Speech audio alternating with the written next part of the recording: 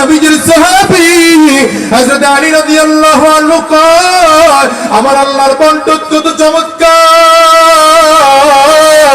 আল্লাহ তাআলা আমাদের শত্রুদেরকে, দুশমনদেরকে, ইসলামের দুশমনদেরকে আল্লাহ তাআলা টাকা পয়সা, ধন সম্পদ, গাড়ি বাড়ি এগুলো দিয়েছেন, কিন্তু আল্লাহ তাআলা আমাদেরকে টাকা পয়সা, ধন সম্পদ দেন নাই। আল্লাহ তাআলা আমাদেরকে কোরআনুল কারীম নামের সম্পদ দিয়েছেন, আল্লাহ আমাদেরকে ইলম নামের সম্পদ দিয়েছেন। আমরা মালিকের বন্টনের উপরে বড় খুশি, কারণ হলো দুনিয়ার টাকা পয়সা, বাড়ি গাড়ি এগুলো আছে, অস্থায়ী, একদিন শেষ হয়ে যাবে, ঠিক কিনা জোরে কও। একবার যার মধ্যে ঢুকে যায়, একবার শুরু হয় আর কখনো শেষ হয় না। আবার মুসলমান ভাইরা, এবার মালিকের কাছে যদি চাও, দুনিয়ার বাড়ি নয়, গাড়ি নয়, টাকা নয়, পয়সা নয়, দুনিয়ার ক্ষমতা, ইজ্জত, সম্মান এগুলো চাইও না। আল্লাহর কাছে যদি চাইতে হয়, আল্লাহর কাছে আমার মালিক দিতে তৈয়ার। কও না ইহদিনাস সিরাতাল মুস্তাকিম, বলেন বলেন বলেন, ইহদিনাস সিরাতাল মুস্তাকিম। আমার মালিক কত চমৎকার করে কয়, হাদা লিআবদি ওয়া লিআবদি মা সাআল। এটা বান্দা নিজের জন্য চাইলো, তবে বান্দা নিজের জন্য যা যা চাইলো আমি আল্লাহ বান্দারে তা দিয়া দিলাম। সুবহানাল্লাহর পাওয়ার একটু জোরে হয়, আর একটু আওয়াজ দিয়ে জোরে সুবহানাল্লাহ বলা যায়। এই বান্দা প্রতি ওয়াক্ত নামাজের মধ্যে দাঁড়ায় দাঁড়ায়, প্রতি রাকাতের মধ্যে এই যে বান্দা বলে আল্লাহ হিদায়াত দাও, হিদায়াত দাও, হিদায়াত দাও, হিদায়াতের রাস্তায় চলো। আমার মালিক বলুন তুই হিদায়াত চাও, সূরা ফাতিহার পরের সূরাতুল বাকারার শুরুর দিকে পড়তে থাক, দেখবি আমি আল্লাহ তোর জন্য হিদায়াতের জন্য পাঠিয়ে দিলাম। হুদাল লিল মুত্তাকিন। আমি আল্লাহ তাআলা তোর জন্য হিদায়াত স্বরূপ কোরআনকে পাঠিয়ে দিলাম। এই কোরআন পড়, তুই হিদায়াত পেয়ে যাইবি। তবে কোরআন দিয়ে সবাই কিন্তু হিদায়াত পাবে না। কোরআন দিয়ে কারা হিদায়াত পাবে রব্বুল আলামিন সেটাও বলে দিয়েছেন, হুদাল লিল মুত্তাকিন। যার মধ্যে তাকওয়া আছে, কোরআন তাকে হিদায়াতের রাস্তা দেখাবে। তাকওয়া কার মধ্যে আছে বলতে পারেন? কার মধ্যে তাকওয়া আছে? সংক্ষিপ্ত আকারে বলে যাই, যার মধ্যে আল্লাহর ভয় আছে। জোরে কও, কার ভয়? আঙ্গুলটা উঁচা করে চিল্লায় একটু কন্যা, কার ভয়? দ্বিতীয় নম্বর হলো আমার নবীর মুহাব্বত। কার মুহাব্বত? হাতটা লাগায় বলেন, কার মুহাব্বত? এক নম্বর কার ভয়, দ্বিতীয় নম্বর কার মুহাব্বত। মুসলমান তোমাদেরকে বলে যাই, শোনো,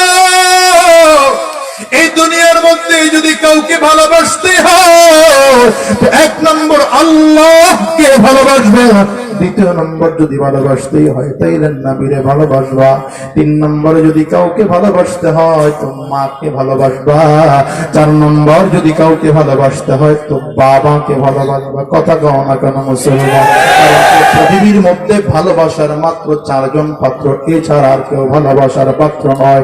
এই দুনিয়ার যত যত যা আছে, চারজন মূল ভালোবাসার পাত্র। নিঃস্বার্থ তোমাকে আমাকে চারজন ভালোবাসে। আওয়াজ করে জবান খুলে বলো, ঠিক না বেঠিক? জোরে কথা বলো। এই চারজন ছাড়া কেউ তোমাকে আমাকে নিঃস্বার্থ ভালোবাসে না।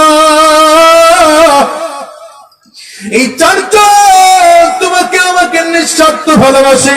এই জন্য কার ভয় ঢুকাইবা করে কার মুহাব্বত অন্তরে ঢুকাইবো? বুকে হাতটা লাগায় বলো, আমার নবী। জোরে কও, কার মুহাব্বত?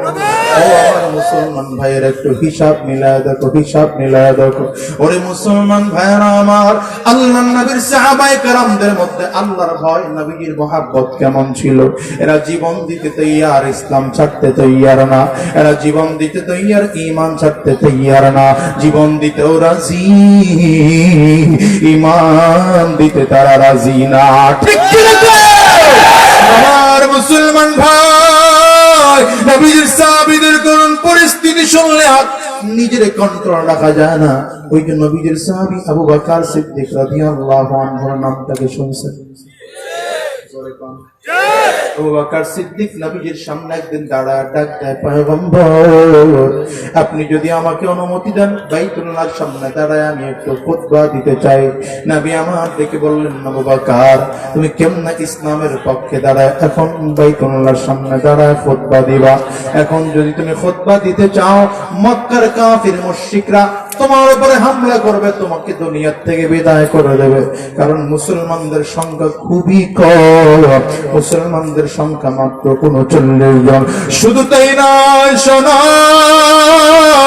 এখন যদি তুমি ইসলামের খুতবা বাইতুল্লাহর সামনে দাঁড়াইয়া দাও, এখন তো ইসলাম প্রকাশ করা নিষেধ রয়েছে, কাফির মুশরিকরা তোমার উপরে হামলা করতে পারে। আল্লাহর নবী বিশ্বনবী রাহমাতুল লিল আলামিনের দিকে তাকাইয়া আবু বকর সিদ্দিক ডাকতে, পয়গম্বর আপনার শুধু পারমিশনের দরকার, আপনার পারমিশনের সামনে দাঁড়াইয়া খুতবা শুরু করে দিলেন আবু বকর সিদ্দিক। 39 জন মুসলিম কাফির মুশরিকদের মেজাজ গরম হয়ে গেল, চামড়ার রক্ত গরম হয়ে গেল। আমার নবীর সাহাবী আবু বকর সিদ্দিক রাদিয়াল্লাহু আনহুকে লক্ষ্য করে একের পর এক মারতে শুরু করলো, পিটাইতে শুরু করলো। মারতে মারতে রক্তাক্ত করে বেহুশ বানায় জমিনের মধ্যে ফালায় রাখছে। ওরা মনে করেছে আবু বকর মনে হয় বেঁচে নাই, ওরা মনে হয় মরে গেছে আর বেঁচে নাই, মৃত মনে কইরা ফালায় রেখে চলে গেছে। এদিকে আবু বকর সিদ্দিক রাদিয়াল্লাহু আনহুর গোত্রের লোকজনগুলো ধরাধরি করে বাড়িতে নিয়ে আসলেন। মা মাথার কাছে বৈশা শুধু পানি দেয়, পানি দেয়, ভিজা নেকড়া দিয়ে পুরো শরীরটা মোছায় দেয়, কিন্তু শরীর থেকে রক্ত পড়া মোটে বন্ধ হয় না। টক টক করে রক্তগুলো পড়ে আবু বকর সিদ্দিকের হুঁশ নাই, বেহুশ হয়ে গেছে, হুঁশ নাই। মা কান্না করেন, হঠাৎ করে হুঁশ ফিরে আসলো।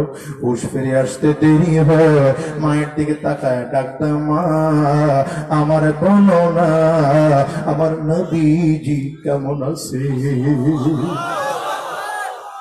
যেই মানুষটার এতক্ষণ হুঁশ নাই, যেই মানুষটার রক্তাক্ত হয়ে পুরো শরীরটার অবস্থা খারাপ, যেই মানুষটার ঠোঁট ফেটে রক্ত বের হয়, যেই মানুষটার গাল ফেটে রক্ত বের হয়, যেই মানুষটার কপাল ফেটে রক্ত বের হয়, ওই মানুষটা হুঁশ ফিরে আসার পরে মায়ের দিকে তাকায় ডাক দিছে, মা আমারে বলো আমার নবীজি কেমন আছে?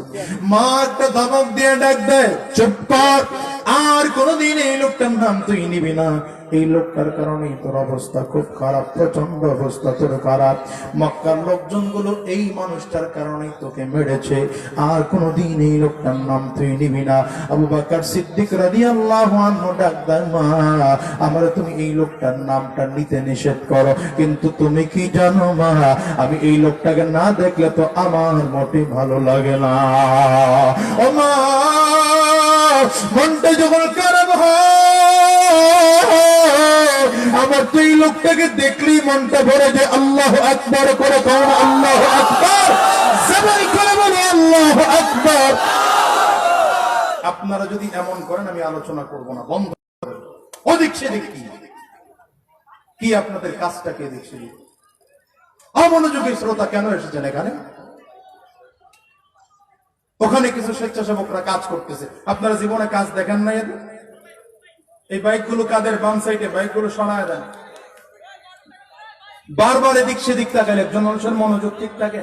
সামনের দিকে আগান, একটু সামনের দিকে আগান, ধীরে ধীরে সামনের দিকে আগান, একটু একটু করে সামনের দিকে আগান। আমার কথা বুঝেন না মনে হয়, সামনের দিকে একটু আগান, পিছনে জায়গা হচ্ছে না, একটু একটু করে সামনের দিকে, হালকা হালকা করে, যার যতটুকু সাধ্যে কুলায় একটু একটু করে সামনের দিকে আগাইলে জায়গা হয়ে যাবে। এই বাইক গুলো কার? মোটর সাইকেল গুলো কার? এগুলো সরায় দেন। কার কার মোটর সাইকেল আছে প্যান্ডেলের মধ্যে বসা থাকলে বের হয়ে বাইক গুলো সরায় দেন, প্যান্ডেল বড় করতে হবে। বসেন, বসে যান, না কথা বলে যাবে না, কথা বলা নিষেধ একদম। এই লোক দাঁড়াইছে কেন? কাজ কি? এই লোকটার কি কাজ? আপনার কি কাজ? এখানে কেন দাঁড়াইছেন? এখন সামনের দিকে আগান। আরে ভাই জায়গা যতটুকু আছে একটু একটু করে সামনে আগান। মাশাআল্লাহ, কথা বলা যাবে না, কথা বলা যাবে না। প্যান্ডেলটা কর্তৃপক্ষ ছোট বানায় ফেলাইছেন, আপনাদের তো বোঝা দরকার কুয়াকাটার হুজুর এখানে আসবে। হ্যাঁ, গতবারের চেয়ে বড় 1 ডবল 2 ডবল না 5 ডবল বড় করতে হবে, কারণ কুয়াকাটার হুজুর বাংলাদেশে 1 পিস হয়, এর কোনো দ্বিতীয় হয় না। আহলুস সুন্নাত ওয়াল জামাতের একচ্ছত্র মুখপাত্র, যার কারণে বাতিল বাংলার জমিন ছেড়ে রাত ছুটিয়ে পালাতে বাধ্য হয়েছে। ইদানিং কিছু লোক লেগে গেছে, ইদানিং কিছু লোক লেগে গেছে আল্লামা হাফিজুর রহমান সিদ্দিক কুয়াকাটার বিরুদ্ধে কথা বলার জন্য। তুই আজীবন পাও, তোরে টানলে লাভ আছে? আমার আল্লাহ তো চুলদের উপরের দিকে উঠে গেছে। কথা কয় না কেন? ঠিক কিনা জুড়ে আওয়াজ করে বলেন। সারা বাংলাদেশে একজনই হয়। আমি তো প্রায় মন্তব্য করে আজকেও বলি, বাংলাদেশের ইতিহাসে একজন আলোচক হিসাবে, খতিব হিসাবে, শুধুমাত্র বক্তা হিসাবে দলের দালালি ছাড়া, কোন রকম লিডিং গ্রুপিং ছাড়া একমাত্র একজন ব্যক্তি বাংলাদেশের শীর্ষস্থানীয় অবস্থান করছে, তিনি হলেন হাফিজুর রহমান সিদ্দিক কুয়াকাটা। তার জনপ্রিয়তা দেখা তোমার কিছু হিংসা হচ্ছে, তুমি জ্বলে পড়ে মরলেও তাতে কিছু আসে যায় না। আমরা নিয়ামত পেয়েছি আল্লাহর পক্ষ থেকে, ঠিক কিনা বলুন? আর জোরে কেউ ঠিক কিনা? বাংলার হাজার যুবক আমার জানা আছে যারা শুধুমাত্র কুয়াকাটার হুজুরের বয়ান শুনে দাঁড়িয়ে রেখেছে, নামাজ ধরেছে, চোখের পানি ছেড়ে কান্দে, সরকারি মাল লুণ্ঠন করা বন্ধ করে দিয়েছে, চুরি করা বন্ধ করে দিয়েছে, জিনা করা বন্ধ করে দিয়েছে, হারাম খাওয়া বন্ধ করেছে। তোমার মাহফিলে কয়জন হেদায়েত পাইছে? কয়জন হেদায়েত পাইছে? লোক বেশি হওয়া, লোক বেশি হওয়া হকের আলামত নয়, লোক হিদায়াত প্রাপ্ত হওয়া হকের আলামত। করলেন নাকি? না বলে পারলাম না, ভেতরে কষ্ট আর দুঃখ, এই জন্য কিছু কথা বললাম। বাংলার জমিনে হকের উপরে যারাই থাকতে চায়, এদের বিরুদ্ধে কিছু লোক আছে না, এই জোরে কন। সুতরাং সাবধান, কুয়াকাটা হুজুরকে নিয়ে উল্টো পাল্টা মন্তব্য করবা না। তুমি বিরোধিতা করো, কুয়াকাটা হুজুরের বিরোধিতা করো, আমার আফসোস নাই। আল্লাহ মাহমুদ শফি সাহেবকে ইচ্ছা মতো গালি দাও, কোনো সমস্যা নাই। জার্মানের পীর সাহেবকে মুশরিক বলে বলে মুখের ফানা তুলে বলো, অসুবিধা নেই। একবারের জন্য চিন্তা করো, পীর সাহেব জার্মানের বিরোধিতা করতে গিয়ে যদি দ্বীনের বিরোধিতা হয়, তোমার কপাল যেই পূর্বে, জীবনের কপাল ভালো হবে না। হাফিজুর রহমান সিদ্দিককে ইচ্ছা মতো গালি দাও, পারলে তুমি কাপড় খুইলা গালি দাও, অসুবিধা নাই। কিন্তু গালি দিতে দিতে যদি এই গালিটা দ্বীনের বিরুদ্ধে হয়, তোমার কপাল পড়বে, তোমার খবর আছে? আহমদ শফিকে তেতুল হুজুর করে গালি দাও, তার অসুবিধা নাই। গালি দিতে দিতে যদি এই গালিটা দ্বীনের বিরুদ্ধে ইমান চলে যাবে, বেঈমান হয়ে যাইবা, মুরতাদ হয়ে যাইবা। ঠিক কি বলছো?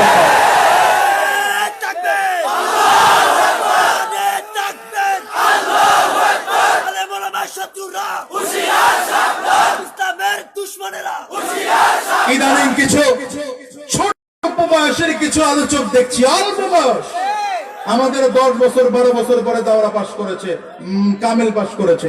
এই লোকগুলো আমাদের উস্তাদ তুল্য ব্যক্তিদেরকে নিয়ে যা ইচ্ছা তাই বলে, একবার চিন্তাও করে না কার বিরুদ্ধে কথা বলে, কার বিরুদ্ধে কথা বলে। ডাইরেক্ট ফতোয়া দিয়ে দিচ্ছে মুশরিক, ডাইরেক্ট ফতোয়া দিয়ে দিচ্ছে কাফির, ডাইরেক্ট ফতোয়া দিয়ে দিচ্ছে ভণ্ড।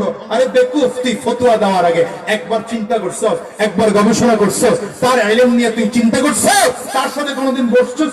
তোর তো ছাত্র হওয়ার যোগ্যতা নাই। ভাইরাল হতে চাও, এত দ্রুত ভাইরাল হতে চাও কেন? আমরা পারি না? উল্টা পাল্টা যা ইচ্ছা তাই বইলা আমরা ভাইরাল হতে পারি না? আমি মনে করি অবৈধ কোনো কথা বলে, অসৎ কোনো কথা বলে, সমাজের ঘৃণ্য কোনো কথা বলে, এটা নিয়ে ভাইরাল হয়, এটা ভাইরাল নয়, ওটা ভাইরাস। ফতোয়া 2-4টা উল্টা পাল্টা দিলে আমরাও ভাইরাল হতে টাইম লাগে না। এই জন্য সাবধান, সাবধান। দাড়িওয়ালা টুপিওয়ালা দেখলি হুজুর মনে করো না, আগে দেখো ওর কথাগুলো কোরআন আর সুন্নাহর সাথে মিল আছে কিনা। হ্যাঁ, নতুন নতুন কথা বের করে বলাইছে। আগের তাফসীর চলে না, ডিজিটাল তাফসীর লাগবে। কপাল ভরা আহাম্মক। তাফসীরের উসুল বাদ দিয়ে যদি কেউ তাফসীর করে, ওটা তাফসীর নয়, ওটা ভণ্ডামি। হাত উঁচা করে বলেন ঠিক কিনা? হাত উঁচা করে বলেন ঠিক কিনা? রাগ করতেছেন? কষ্ট হইতেছে? সমস্যা হচ্ছে? সাবধান, আলেমদেরকে গালি দেবেন না, আলেমদেরকে গালি দেবেন না। গালি দিয়ে খুব ফায়দা হয় না। যারা গালি দিয়েছে আজকে তাদের অস্তিত্ব নাই, কথা বলেন।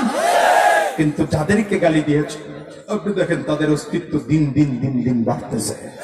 আপনি বলেন রাজাকার, জঙ্গি, উগ্রবাদ, আল বদর, আল কায়দা, যা ইচ্ছা তাই বলেন, কোনো সমস্যা নাই।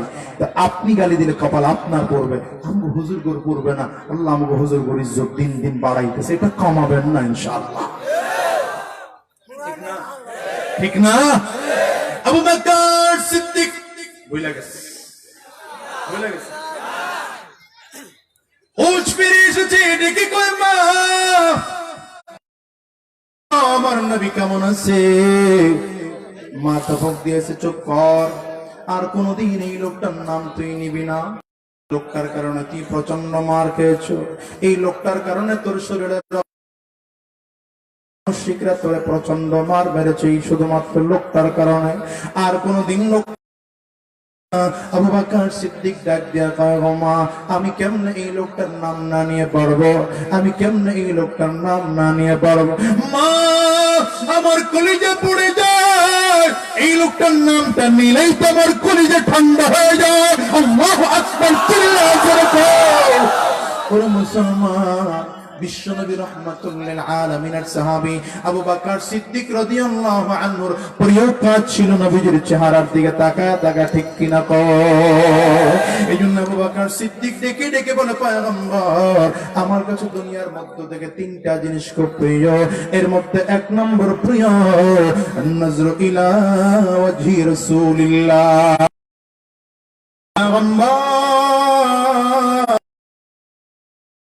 প্রিয় আপনার সঙ্গে দিকে তাকায় তাকা সুবহানাল্লাহ আওয়াজ করে চিল্লায় জোরে কও, পয়গম্বর আমার কাছে দ্বিতীয় নম্বর প্রিয় ইনফাকু মালি আলা রাসূলিল্লাহ।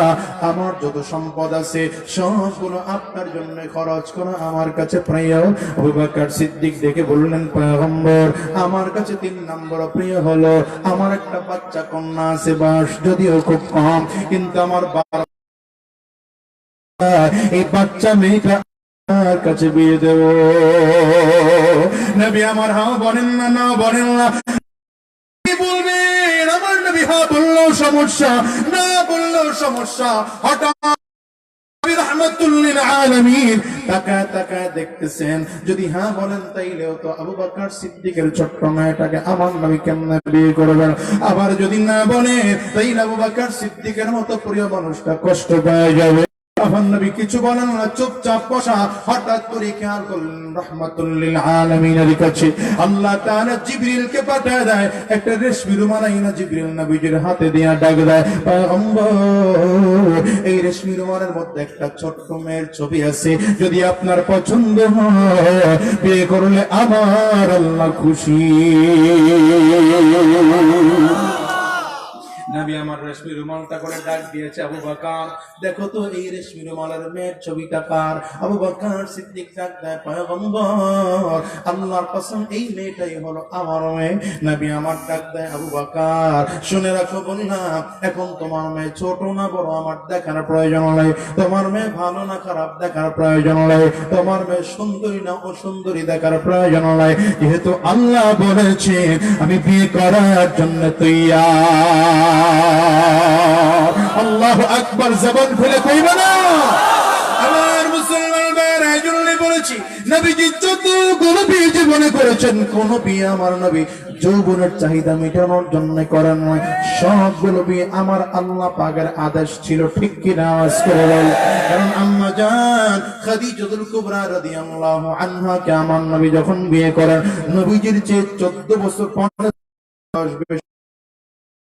তাই নয়, আম্মা জান খাদিজাতুল কুবরা যতদিন বেঁচে ছিলেন ততদিন আল্লাহর নবী দ্বিতীয় কোনো বিয়ে করেন নাই। এরপরে যতগুলো বিয়ে করেছেন সবগুলো বিয়ে আমার আল্লাহ পাকের আদেশ ছিল। এই যে আম্মা জান আয়েশা সিদ্দিকা রাদিয়াল্লাহু আনহা, আমার কাছে তো মনে হয় রব্বুল আলামিন ইসলামের অনেক বড় উপকার করেছেন এই আম্মা জানকে নবীজির এক বিছানার সঙ্গিনী বানাইয়া। কারণ ইসলামের অনেক মহিলা আছে যারা দ্বীনের মাসআলা মাসাইল গুলো কোনো পুরুষের কাছে জিজ্ঞাসা করতে পারে না, আমার নবীজির কাছেও জিজ্ঞাসা করতে পারে না। ওই মহিলাগুলো যদি আম্মা জানের কাছে যাইয়া অনেক প্রশ্ন করতে চায়, আম্মা জান প্রশ্ন শুনতেও পারবেন, জবাবও দিতে পারবেন। ঠিক কিনা জোরে আওয়াজ করে বলেন। বাস্তবতাও তো তাই দেখা যায়। ইসলামের ইতিহাসে সবচেয়ে বড় পুরুষদের মধ্যে মুহাদ্দিস হলেন আবু হুরায়রা রাদিয়াল্লাহু আনহু। বলেন তো মহিলা সাহাবায়ে কেরামদের মধ্যে সবচেয়ে বড় মুহাদ্দিস কে? আম্মা জান আয়েশা সিদ্দিকা রাদিয়াল্লাহু আনহা। পুরুষ সাহাবায়ে কেরামদের মধ্যে সবচেয়ে বড় মুফাসসির হলেন আব্দুল্লাহ ইবনে আব্বাস রাদিয়াল্লাহু আনহু। বলেন তো মহিলা সাহাবায়ে কেরামদের মধ্যে সবচেয়ে বড় মুফাসসির কে? আম্মা জান আয়েশা সিদ্দিকা। এরা কথা পায় না কেন? আম্মা জান আয়েশা সিদ্দিকা। পুরুষ সাহাবায়ে কেরামদের মধ্যে সবচেয়ে বড় ফকিহ হলেন আব্দুল্লাহ ইবনে মাসউদ রাদিয়াল্লাহু আনহু। বলেন তো মহিলা সাহাবায়ে কেরামদের মধ্যে সবচেয়ে বড় ফকিহ কে? আম্মা জান আয়েশা সিদ্দিকা রাদিয়াল্লাহু আনহা। এইজন্য মুসলমান, আমি তোমাদের কাছে জিজ্ঞাসা করব, আজকে 1400 বছর পরে এসে কোন কুলাঙ্গার, কোন বদমাশ যদি আমার নবী একই রাতে বিয়ে করার কারণে আমার নবীকে লুচ্চা নবী বলে গালি দেয়, আমার নবীকে নারী নবী বলে গালি দেয়, আমার নবীকে ধর্ষক বলে গালি দেয়, বাংলার জমিনে ওর টিকা রাখা যাবে না। ওরে সুতার বাড়ি দিয়ে বিদায় করা লাগবে।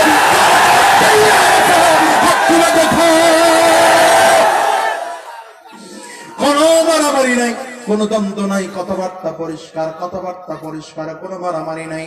আমার দেশে হিন্দু ভাই, বৌদ্ধ ভাই, খ্রিস্টানরা বসবাস করবে, কোনো বাধা নাই। কিন্তু সব সময়ের জন্য মনে রাখবেন, আমার এই বাংলার জমিনে যারা দল করেন, দলের বিরুদ্ধে গালি দিলে আপনার চমদি গরম হয়, দলের নেতার বিরুদ্ধে উল্টো পাল্টা বললে আপনার মেজাজ গরম হয়। আমাদের মুসলমানদের একটা দল আছে, অন্য দলের নাম কি? আওয়াজ দিয়ে কোন দলের নাম কি? আমাদের মুসলমানদের একজন নেতা আছেন, নেতা হলেন মুহাম্মদুর রাসূলুল্লাহ। চিৎকার করে বলেন সাল্লাল্লাহু আলাইহি ওয়াসাল্লাম। সুতরাং বলে গেলাম, এই বাংলার জমিনে আমার ইসলাম, আমার দল নিয়ে যদি কেউ উল্টো পাল্টা মন্তব্য করে, আমার নবী, আমার নেতার বিরুদ্ধে যদি কেউ উল্টো পাল্টা মন্তব্য করে, আল্লাহর কসম, আল্লাহর কসম, তোমার ক্ষমতা কত বড় আছে আমার দেখার দরকার নাই, তোমার টাকা পয়সা কত আমার দেখার দরকার নাই, তোমার জুতার বাড়ি দিয়ে বাংলা ছাড়া করবো। মুসলমান কারা কারা রাজি আছে হাত উঠায় দেখা।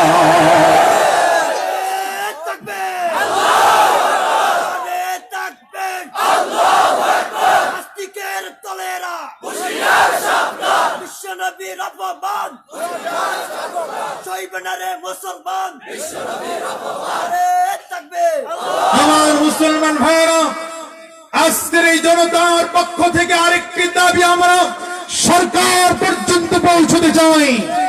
এই বাংলার জমিনের সংসদে আইন পাস করতে হবে, আমার নবীর পরে কোনো নবী নয়। ঠিক কিনা বলো?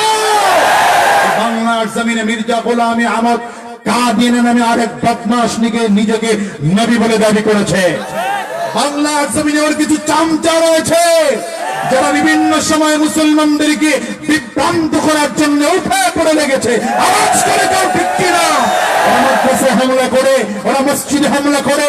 আমি তোমাদের কাছে জানতে চাই, বাংলার জমিনে 300-350 এমপিরা 2-4 জন বাদ দিয়ে সবগুলো মুসলমান। সুতরাং বাংলার জমিনের সংসদ ভবনে নতুন করে বিল উত্থাপন করে কাদিয়ানীর বাচ্চাদেরকে রাষ্ট্রীয়ভাবে কাফির ঘোষণা দিতে হবে, কাফির ঘোষণা দিতে হবে।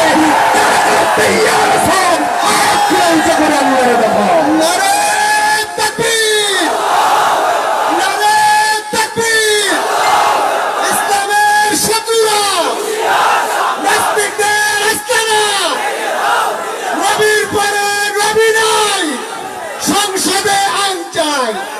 কষ্ট হচ্ছে আপনাদের? পিরাউলিয়ার বাংলাদেশে নাস্তিকদের ঠাঁই হবে না, ওলি আল্লাহর বাংলাদেশে কাদিয়ানীদের ঠাঁই হবে না। নবীজির দুশমনেরা পাবি না রেহাই পাবি না, ইসলামের দুশমনেরা পাবি না রেহাই পাবি না। নবীজির জন্য যদি জীবন দিতে হয়, বিপ্লবী এই জনতা পায় না তবু ভয়। নবীজির জন্য যদি জীবন দিতে হয়, বিপ্লবী এই জনতা পায় না তবু ভয়। আমাদের এই আন্দোলনকে থামানো না যাবে না, আমাদের এই আন্দোলনকে থামানো না যাবে না। নবীজির দুশমনেরা পাবি না রেহাই পাবি না, ইসলামের দুশমনেরা পাবি না রেহাই পাবি না, কাদিয়ানীর ওই বাচ্চারা পাবি না রেহাই পাবি না। পিরাউলিয়ার বাংলাদেশে নাস্তিকদের ঠাঁই হবে না, পিরাউলিয়ার বাংলাদেশে কাদিয়ানীদের ঠাঁই হবে না। নবীজির দুশমনেরা পাবি না রেহাই পাবি না, ইসলামের দুশমনেরা পাবি না রেহাই পাবি না। ঠিক কি না? আবু বকর সিদ্দিক ডাক দেয়, মা ভুলে গেছেন না? এক পেয়ালায় দুধ নিয়ে আসলেন মা, বাবা এইটুকু পান কর, তোর প্রচন্ড রক্ত ঝরেছে তোর শরীর থেকে। আবু বকর সিদ্দিক ডাক দেয়, মা আমার তো বারবার আমার নবীর দেখতে মনে চায়, নবীর দরবারে আমার একটু নিয়ে যাও, আমি দুধের পেয়ালায় মুখ লাগাবো না, আমার নবীর দরবারে নিয়ে যাও।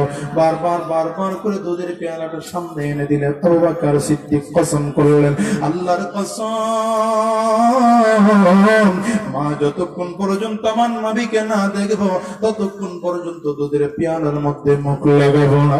মা চক্ষু দিয়ে পানি চিড়ে কান্না শুরু করেছে, বাবা আমি কই পাবো তোর নবী রে, কোথায় পাবো?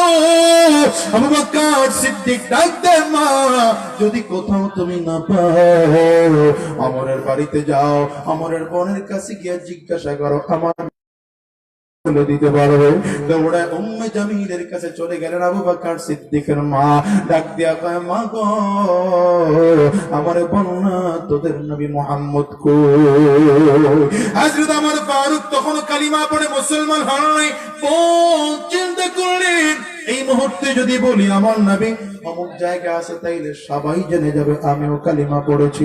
উনি বাহানা করলেন, দেখে বললেন, মা আমি জানি না মুহাম্মদ কই আছে, তবে যেহেতু আপনার সন্তান প্রচন্ড মার খেয়েছে আমি একটু আপনার সন্তানকে দেখার জন্য যাইতে পারি। কথাটা বলে আবু বকর সিদ্দিকের বাড়িতে রওনা করলেন। তখনও পর্দার আয়াত নাজিল হয় নাই, তখনও পর্দার বিধান নাজিল হয় নাই। আবু বকর সিদ্দিক রাদিয়াল্লাহু আনহু তাকায় তাকায় দেখলেন দরজা দিয়া ওমর ফারুক রাদিয়াল্লাহু আনহুর বোন ঢুকতেছে। দেখা দেরি নয়, চোখের পানিগুলো চাইরা কান্না করে আর ডাক দেয়, মোলামা আমরে বল না আমার নবী কই? উম্মে জামিল ডাক দেয়, ভাই আমার একটু আগে নবীজিকে দেখে আসছি দারুল আরকামে বসা, যায়েদ ইবনে আরকাম রাদিয়াল্লাহু আনহুর বাড়িতে বসা। আবু বকর সিদ্দিক কথাটা শুনে মায়ের হাতটা বুকের সাথে লাগায়া দিছে, চাপ দিয়ে ডাক দাও, মা জীবনে কোনোদিন তো তোমার কাছে কোনো আবদার আমি করি না, সন্তান হিসেবে ছোট্ট একটা আবদার তোমার কাছে আমি করব, তুমি কি রাখবা?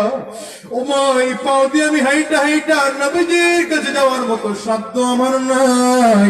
কাফিররা প্রচন্ড মার মেরেছে, রক্ত ঝরিয়েছে, এই পাও দিয়ে আমি হাইটা নবীজির কাছে যাবো সাধ্য আমার নাই গো মা।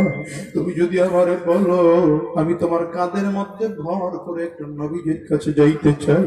কথাটা বলতে দেরি, মায়ের চোখ দিয়ে টপ টপ টপ টপ করে পানি পড়তে আর দেরি হয় না। ডাক দিয়া বলে, রে বাবা তুই তো জানো আমি তোরে আমার কলিজার টুকরা মনে করি, আমি কিন্তু তোকে আমি অনেক ভালোবাসি রে বাবা। তুমি যদি মুহাম্মদের কাছে যাইতে চাও আমি কি তোরে নিষেধ করতে পারি? ওরে মুসলমান, একটু আগে বলেছিলাম দুনিয়ার মধ্যে সবচেয়ে প্রিয় হলেন আমার আল্লাহ।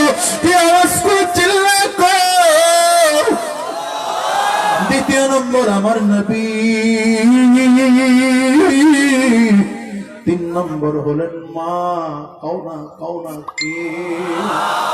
মা ছাড়া তোমার আমার আপন এই দুনিয়ায় কেউ নাই।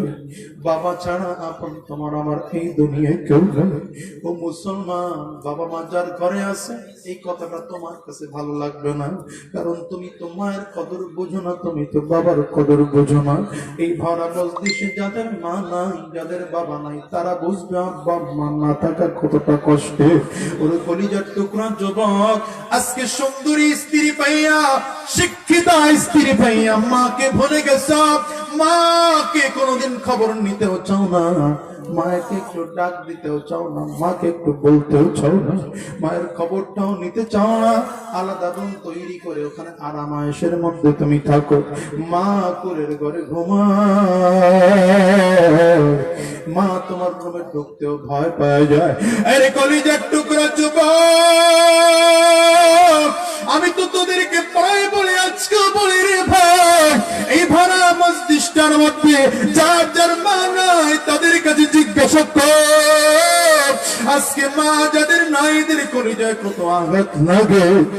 আমার মনে খুব আঘাত লাগে, কারণ আমার মা আজকে দুনিয়ার জমিনে নাই। জীবনের বহুত রাত আমার মালিক, আমার চোখের ঘুম ভেঙেছে আমার মায়ের কান্নার আওয়াজ শুই না। এটা তোমাদেরকে আমি বুঝাতে পারবো না। আজকে হাজারো লক্ষ মানুষের সামনেও আমার মালিক কথা বলার সুযোগ করে দিয়েছেন রে যুবক। আমি মনে করি এটা আমার ইলমের যোগ্যতা নয়, এটা আমার বাহাদুরি নয়, এটা আমার মায়ের দোয়ার বরকত। রাত্রিবেলা তাহাজ্জুদ নামাজের মধ্যে মা দাঁড়াইতে, মাঝে মাঝে আমারও নিয়ে দাঁড় করায় দিতে, আর বলতেন তুই শুধু হাত উঁচু করে আমিন আমিন আমিন বলবি। আমি মায়ের সাথে আমিন বলতাম, আর আমার মা বলতেন আল্লাহ আমার ছেলেটারে আলেম বানাও, আমার ছেলেটাকে দ্বীনের দায়ী বানাও। আমার কাছে মনে হয় আজকে আমার মালিক বুঝে আমার দোয়াটা ঠিকই কবুল করে দিছে।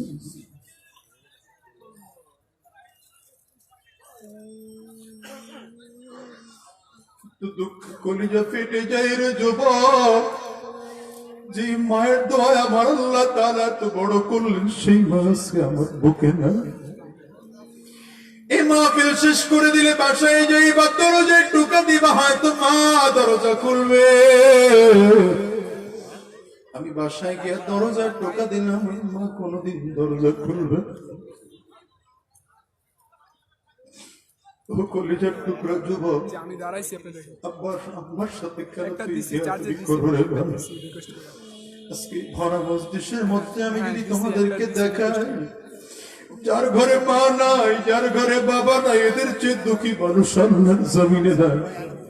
ও মুসলমান, আমার মতো কার কার মা নাই একটু হাতগুলা উঁচা করে দেখা। কার কার বাবা নাই তোমরা একটু হাতগুলা উঁচা করো। মুসলমান যুবক, এদের দিকে একটু তাকায় তাকায় দেখো। এদের ঘরে মাও নাই, এদের ঘরে বাবাও নাই। ভাই বললে ভাই পাওয়া যায়, স্ত্রী বললে স্ত্রী পাওয়া যায়। সন্তান একটা মূল্যে আরো সন্তান থাকে, কিন্তু মা যদি কারো মরে যায়, বাবা যদি কারো মরে যায়, এর কোন বিকল্প নাই। এই মানুষগুলোর দিকে তাকায় তাকায় দেখো, হাতগুলা উঁচা করে রাখে। আমার কলিজার টুকরো যুবকেরা দেখো, মানুষগুলোর চোখে পানি কেমনে বের হয়, বাবা হারা মানুষগুলোর চোখ দিয়ে পানি কেমনে বের হয়।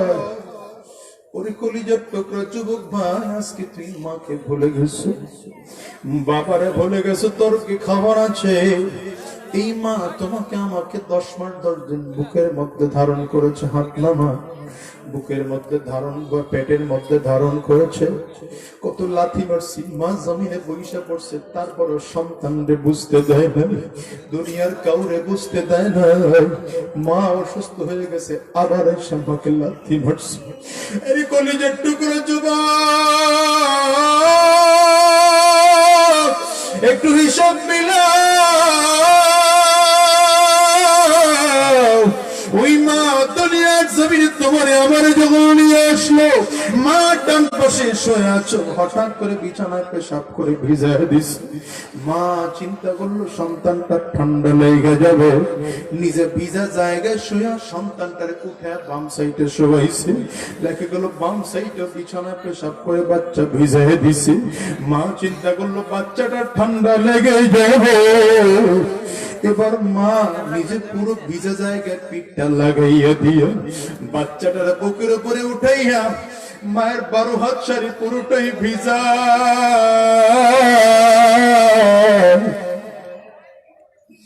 কোনদিন তোমার সন্তানরে ফালায় দিল না, কোনদিন তোমার সন্তানরে ফালায় দিল না। আজকে মায়ের কথা কি একটা বারের জন্য তোমার মনে পড়ে না? ওই মা যার কবরে আছে, মায়ের কথা কি তোমার মোটেও মনে পড়ে না? এজন্য কলিজার টুকরো যতগুলো যুবক আছো, আজকের ভরা মজলিসের মধ্যে আছো, যাদের ঘরে মা আছে বাবা আছে, আজকের মাহফিলটা শেষ করে বাসায় যাইয়া মায়ের পাও দুইটা জড়ায় ধরবা, বাবার কদম দুইটা জড়ায় ধরবা। যতক্ষণ পর্যন্ত মাফ না করবে পাও দুইটা ছাড়বা না। কারা কারা রাজি আছো? হাত দুইটা উঠে আমার আল্লাহর দেখাও, জবান খুলে ডাক দাও, রব্বির হামহুমা কওলা, রব্বির হামহুমা কামা রব্বায়ানি সগীরা। জোরে গাও, রব্বির হামহুমা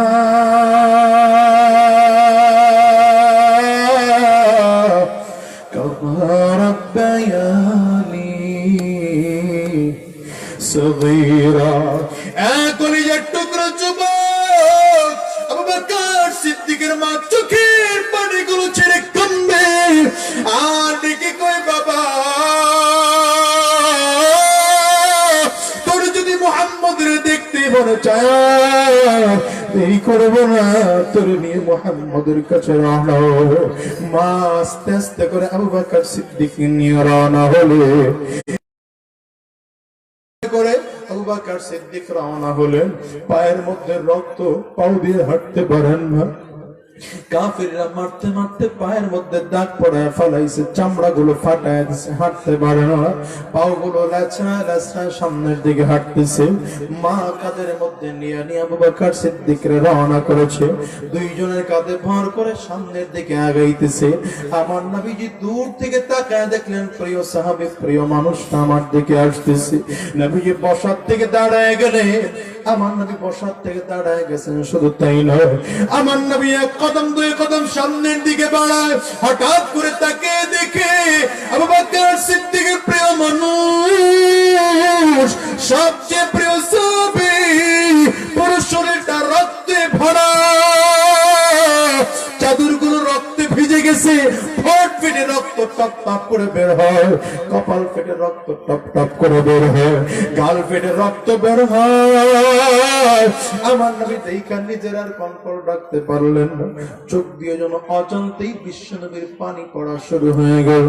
আল্লাহ নবী বিশ্বনবী রাহমাতুল লিল আলামিন, বিশ্বনবী রাহমাতুল লিল আলামিন এক কদম দুই কদম সামনের দিকে আগায় আগায় আবু বকর সিদ্দিককে রিসিভ করার জন্য রওনা করলেন। হঠাৎ করে আবু বকর সিদ্দিক তাকায় দেখে নবীজির সামনে দাঁড়ানো। আমার নবীর দেখা নিজের আর কন্ট্রোল রাখতে পারে নাই, দুইজনের কাঁধের দিকে হাতটা সরাইয়া নবীজির দিকে একটা দৌড় দিয়েছে। হাঁটতে পারে না, হুমড়ি খাইয়া জমিনের মধ্যে পড়ে গেছেন আবু বকর সিদ্দিক রাদিয়াল্লাহু আনহু। আমার নবী দ্রুত আবু বকর সিদ্দিককে উঠাইয়া বুকের মধ্যে লাগায় লাগায় জোরে জোরে চাপ দেয়। আবু বকর সিদ্দিক আমার নবীর পাইয়া মনে হয় যেন অনেক দিনের পুরনো কোন হারানো জিনিস পেয়ে গেছে। আমার নবীর দিকে বারবার করে তাকায় আর আমার নবীজির কপালের মধ্যে চুমা দেয়, নবীজির গালের মধ্যে চুমা দেয়, নবীজির ঘাড়ের মধ্যে চুমা দেয়। এরে মুসলমান, বিশ্বনবী রাহমাতুল লিল আলামিন আস্তে করে ডাক দেয়, আবু বকর তোমার পরিস্থিতি তো বহুত খারাপ। আজকে তুমি তো এমন মার খাইছো, তোমার ঠোঁট ফেটেও রক্ত বের হয়, তোমার কপাল ফেটেও রক্ত বের হয়। তুমি কেন এখানে এসেছো? তুমি যদি আমারে বলতা আমি খবর দিলে আমি তো তোমার বাড়িতে যাইতে পারতাম। আবু বকর সিদ্দিক ডাক দেয়, গো নবী আমার, আপনি আমাকে বলেন, আমার যদি জীবনটা চলেও যায়, মৃত্যুর আগে হলো আপনার দেখার স্বাদ আমার কোনোদিন মিটবে না। ওরে কলিজার টুকরা যুবক, আজকের ধরা মস্তিষ্কের মধ্যে ওয়াদা করে যাও, কয়দিন দুনিয়া বাঁচবো, কোন দিন দুনিয়ার থেকে চলে যাব কারো জানা নাই, কারো জানা নাই। আওয়াজ করে চিল্লায় কাউ ঠিক না বেটি? মুসলমান, দুনিয়া আসার সিরিয়াল আছে, যাওয়ার কোন সিরিয়াল নাই। আসার সময় আগে দাদা আসে, তারপরে বাবা আসে, তারপরে সন্তান আসে। যাওয়ার সময় কিন্তু এমন হয়, দুনিয়ার দাদা থাকে, নাতি দুনিয়ার থেকে বিদায় হয়। এমন হয় কি হয় না? বাবা দুনিয়ায় থাকে, সন্তান দুনিয়ার থেকে বিদায় হয়। তোমার আমার পিছনে তো আজরাইল গুরু গুর গুরু গুর করে ঘুরে। কোন দিন জানি আমার মালিকের আদেশ হয়, আর কোন দিন জানি আজরাইল সামনে এসে দাঁড়ায় যায়। গুনাহগারের সামনে যখন আজরাইল দাঁড়াবে, গুনাহগার তাকে তাকে দিবে। আজরাইলের ভয়ঙ্কর চেহারা, ওই চক্ষু দুইটা লাল, বহুত বার চোখ বড়। গুনাহগার আজরাইল আলাইহিস সালামের চোখের দিকে তাকায়, কলিজাটা ফেটে যাবে, চক্ষুটা উল্টায় যাবে। গুনাহগার নিজের কন্ট্রোল রাখতে পারবে না। আরে মুসলমান, গুনাহগার তাকায় দেখবে আজরাইল আলাইহিস সালামের পাওটা জমিনে, মাথাটা সাত আসমানের উপরে, একটা হাত পৃথিবীর পূর্ব প্রান্তে, একটা হাত পৃথিবীর পশ্চিম প্রান্তে। আজরাইল আলাইহিস সালামের প্রত্যেকটা পশমের গোড়ার থেকে মনে হয় যেন আগুনের ফুলকি বের হয়। গুনাহগার অবস্থাটা দেখাই খারাপ।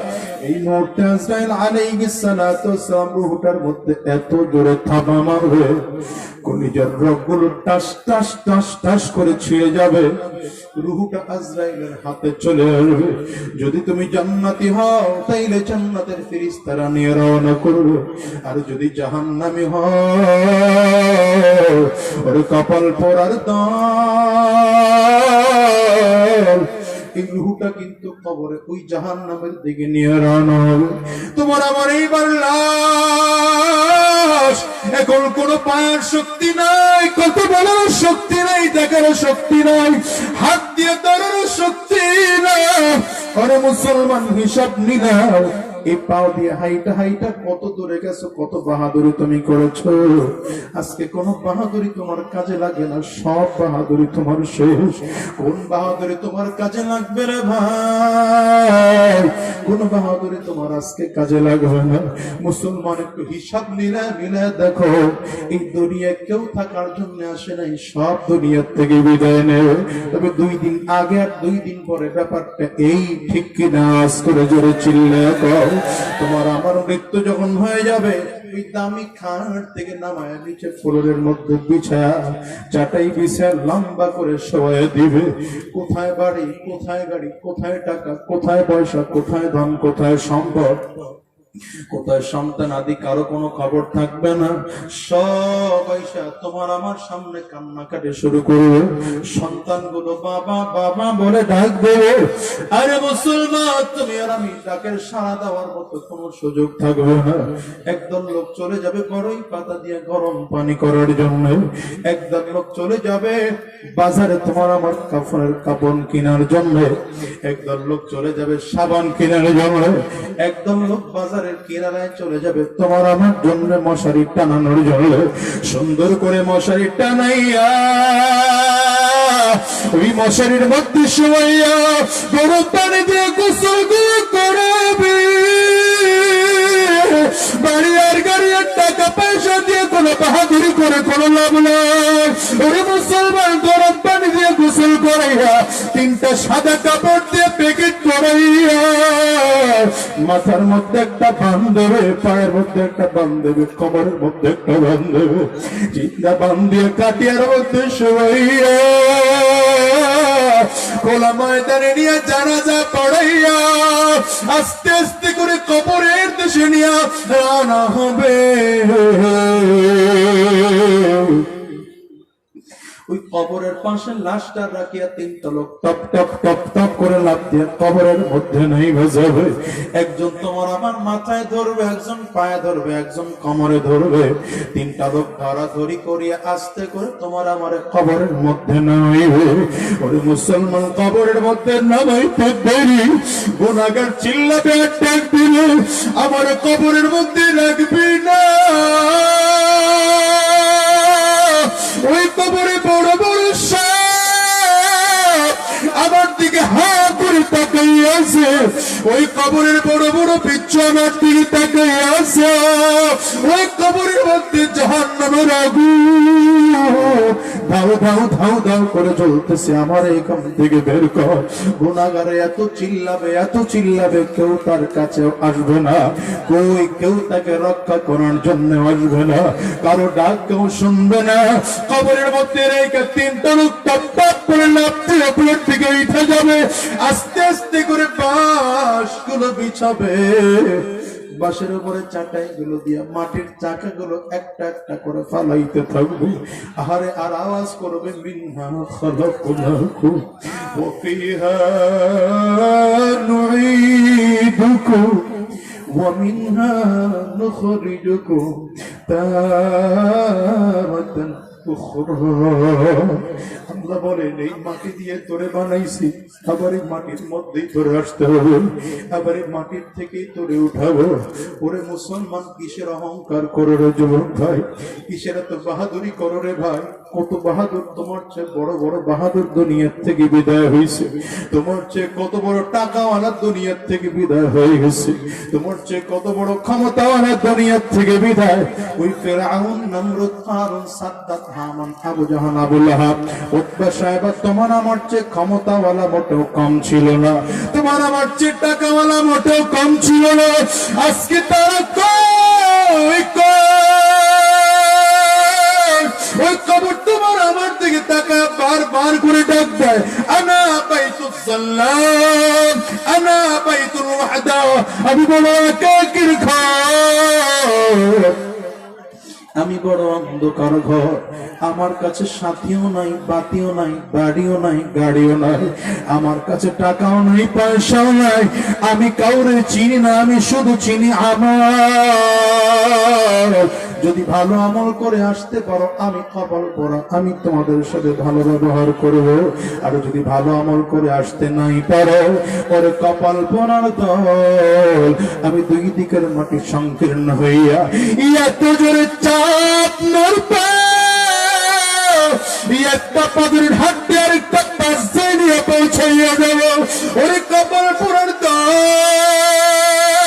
দুনিয়ার তামাশার মধ্যে পড়ে কি আমার আল্লাহরে ভুলে গেছো? দুনিয়ার রং তামাশায় পড়ে কি আমার নবীর মহব্বত থেকে দূরে সরে গেছো? না রে ভাই না, এই দুনিয়া চিরজীবন থাকার জায়গা না, ঠিক না বেটে? আওয়াজ করে জোরে চিল্লা।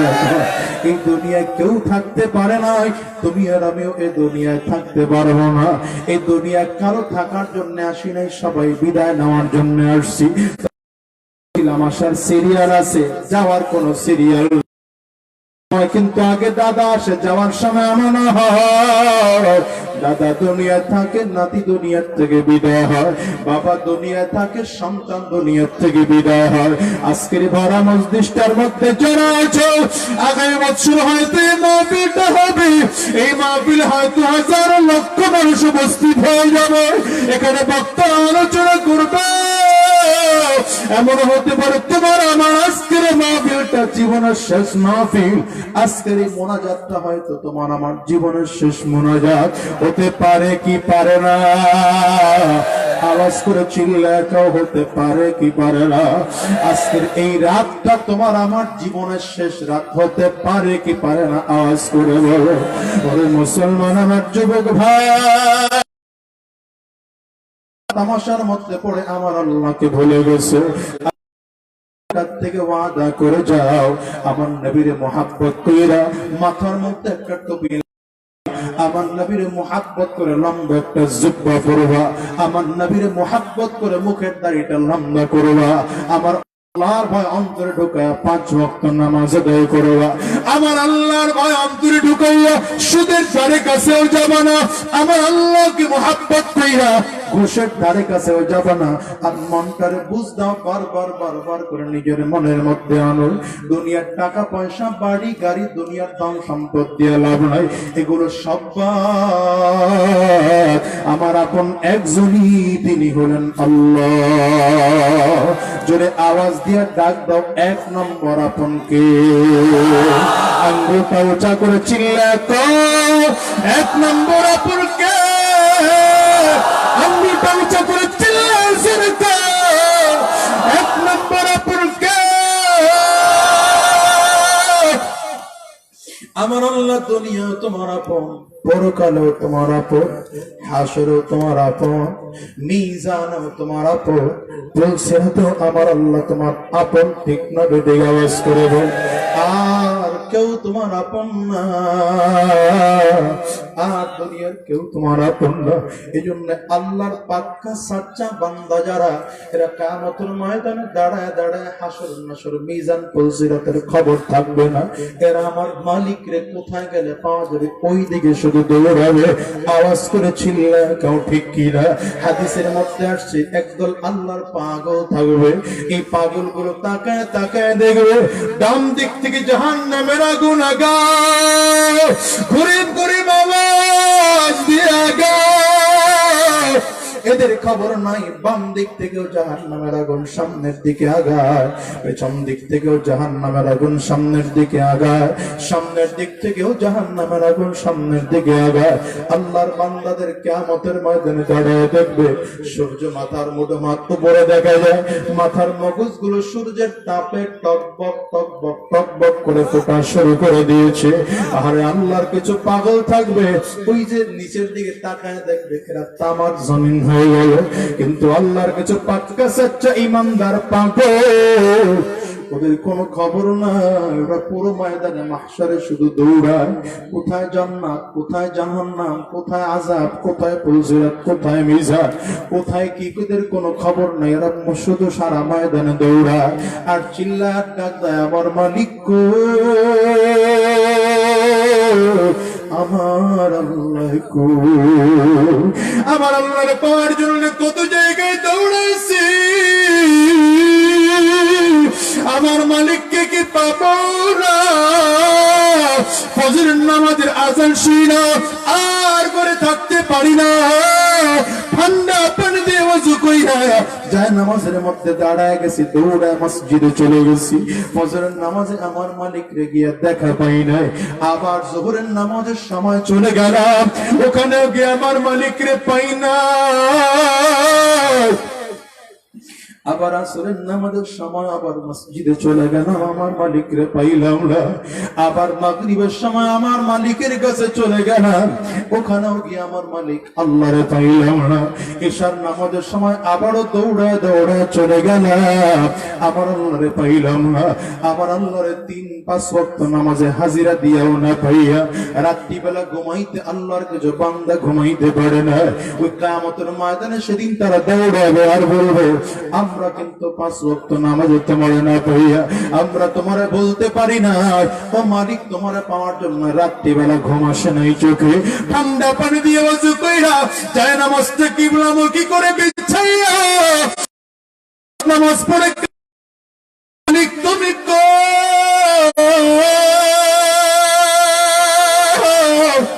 আল্লাহ তুমি কো, তোমার বুঝি খবর নাই?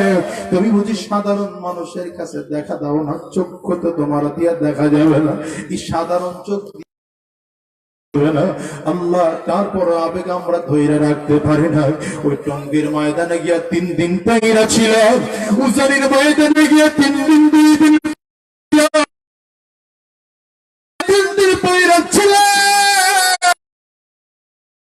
আমাদেরকে পাওয়া যায় ওই ময়দানে গিয়ে দৌড়াইছি না, না মাহফিলে যায় সেখানেও গিয়ে তোমার পাই না। কিয়ামতের ডাক দেবে, মালিক তুমি আল্লাহ তুমি বান্দাগুলো দৌড়াইতে দৌড়াইতে যখন হয়রান পেরেশান হয়ে যাবে, আল্লাহ পায়ের মধ্যে ট্যাগ লাগায় বান্দাগুলো বিশ্রাম করবে, আমার মালিক ডাক দিবেন ফেরেশতারা, ওই যে আমার বান্দাগুলো এতক্ষণ দৌড়াইতেছিল ওরা কোথায়? আমার মালিকের দিকে ফেরেশতারা ডাক দিবে, আল্লাহ আপনার বান্দাগুলো আরাম করে। আমার মালিক ডাক দিবেন, ওদেরকে ডাক দে, ওদেরকে সামনে দাঁড় করা ফেরেশতাদেরকে ডাক দিবে, তাড়াতাড়ি আমি আল্লাহর নুরুনি পর্দাগুলো সব টাস টাস টাস টাস করে সরাইয়া দে, আমি আল্লাহ বান্দার সাথে সরাসরি সাক্ষাৎ দেব, আমি আল্লাহ বান্দার সাথে একটু সরাসরি সাক্ষাৎ দিতে চাই। ওয়াদা করে যাও আল্লাহর জমিনে যতদিন থাকবো এক ওয়াক্ত নামাজ আমরা ছাড়বো না, ওগো মালিক তোমার হুকুম ছাড়া একটা কদম নাড়াবো না। কারা কারা তৈয়ার আছো? বইটা হাত উঠে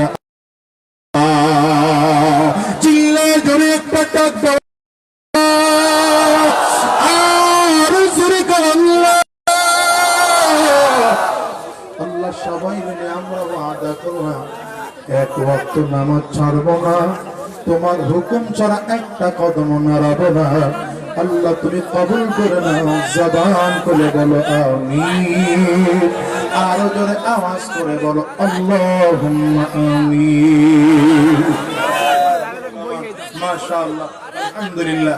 আমার প্রিয় ভাইজান, আজকের মাহফিলের প্রধান আলোচক চলে এসেছেন, খুশি না বেজার? একটু আলহামদুলিল্লাহ বলা যায় না? নারে তাকবীর, তাকবীর, ওয়াকাত হুজুরের আগম,